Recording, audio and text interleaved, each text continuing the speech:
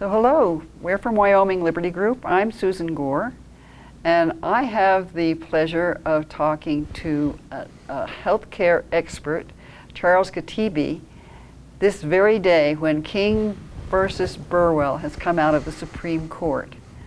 And they had a rather disappointing conclusion. Can you tell us what that is, Charlie?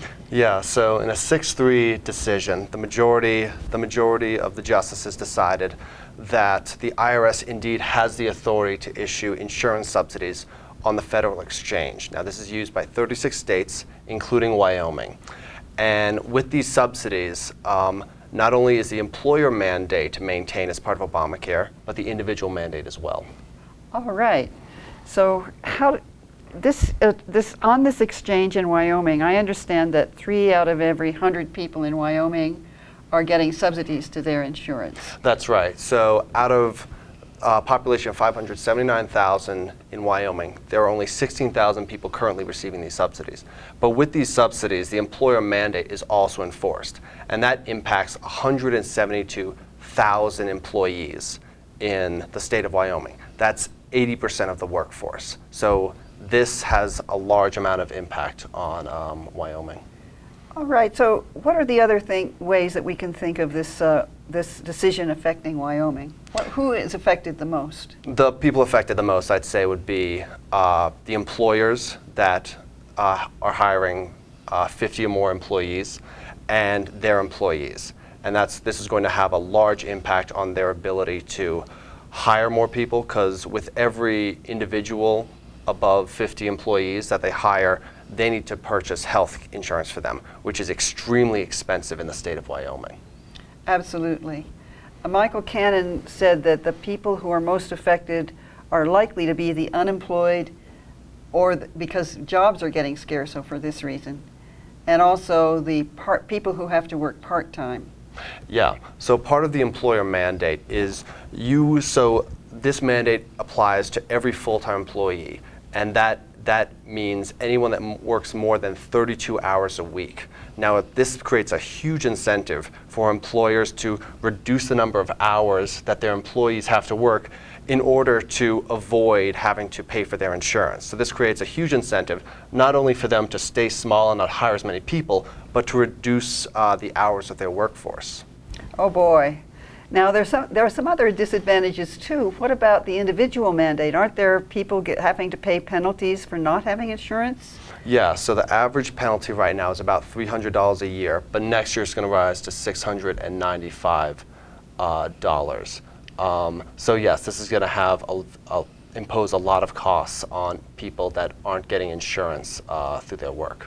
So my understanding is, if the decision had gone in favor of King instead of Burwell, the employer mandate and the individual mandate both would have gone away. That's right. Those two mandates, which have imposed a lot of costs, as we've discussed, and really affect a lot of people and harmed a lot of people, would have gone away. And this would have really been an opportunity for Republicans in Congress to start to really go back to the drawing board on Obamacare and really start to break apart and break down what's really making healthcare really unaffordable. So I've heard a lot of people say that the decision is disheartening. What is your reaction to that? I've been pretty disheartened. You've been disheartened. I've been incredibly disheartened, but it also makes us realize that there are no easy answers to fixing and repealing Obamacare. We are not going to get a bailout from the courts. This is the job of Congress to go back to the drawing board, repeal this law, and replace it with something that can actually make healthcare affordable.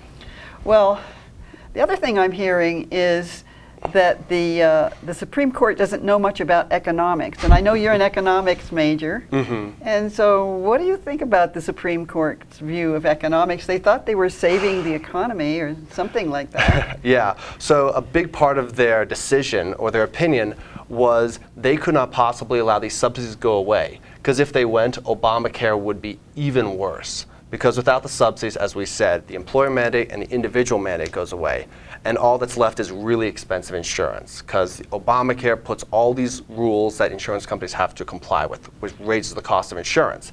And if you get rid of the subsidies and you get rid of the mandates, you get rid of not just the carrot but not just the stick, so people leave the insurance market. That creates a death spiral, so even higher premiums. So I think it's a very strange argument they made, that they're essentially bailing out a bad law that was badly constructed.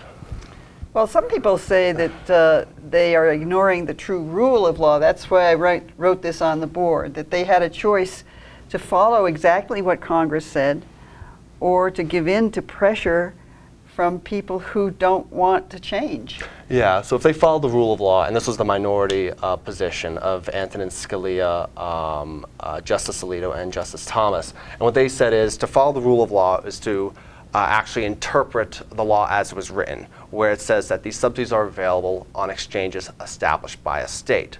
They threw that out completely. That's what the majority decided, in the name of saving Obamacare. That was their decision. Well, I know Justice Anton Scalia said that they were turning somersaults to try to come up with an answer that was not obvious from the true meaning of the words.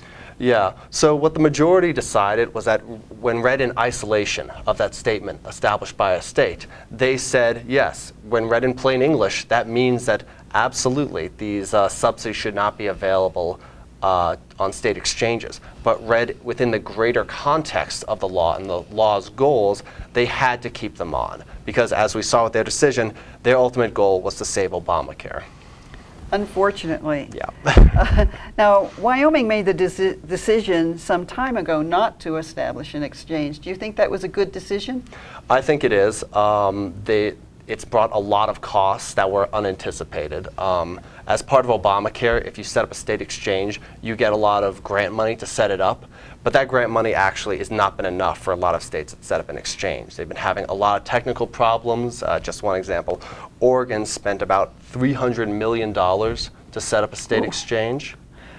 And in the end, the technical problems were so great, not even a single person was able to purchase insurance on it. So yeah. they had to go to the federal exchange. Well, we don't want that kind of circus here in Wyoming. Maybe we saved ourselves by waiting for the thing to develop. We certainly did. Yeah. Where do we go from here? What do you think? I've heard that there's not much more we can do in the courts. So where is the solution to this problem? The solution to this is, it's a harder one than the hope that if we cut down the subsidies, this will create an impetus for Congress to act. That impetus is gone, but that doesn't mean that Congress should stop acting. If they say that they're against Obamacare, then they need to come out with a plan that can reduce the cost of care and get rid of all these mandates, and hopefully we can actually provide affordable insurance. So it's a legislative... It's up to our congressman, and it's up to Senator Barrasso and Senator Enzi. That's right. And Representative Loomis. Mm-hmm. And so keep on their case, tell them that we want a real solution, not a non-functional, unaffordable, bureaucratic tangle. That's right. That's too expensive. Yes. Yeah. We've seen this. Oh, Yep. okay. Thank you very much. Thank you. And please, let's have another conversation as this story develops. I'd love to. Okay.